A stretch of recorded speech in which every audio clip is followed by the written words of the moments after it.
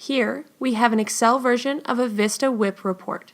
We'll be using Vista as the system of record, but since we're in Excel, we need to make sure the information is tied together.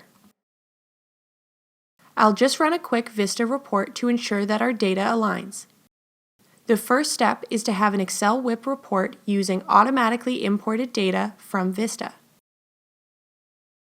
Another feature we have here is the snapshot functionality. This exists because sometimes in Vista, new information will change your historical WIP numbers.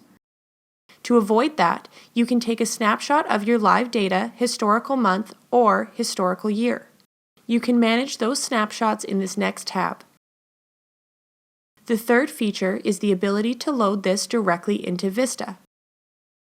Most people will upload them directly into GL accounts. We can automatically load the GL journal entry into Vista.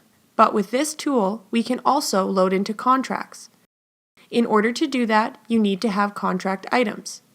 This column will show you the contracts with missing items that will need to be corrected in Vista for the automatic upload to work. You can then load the information pulled from the WIP report directly into the contract, giving you the total billed amount that you can enter right here.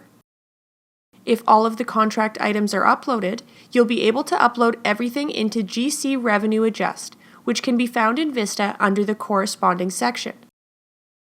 All that's left to do is validate the batch and you're done. Thanks for watching.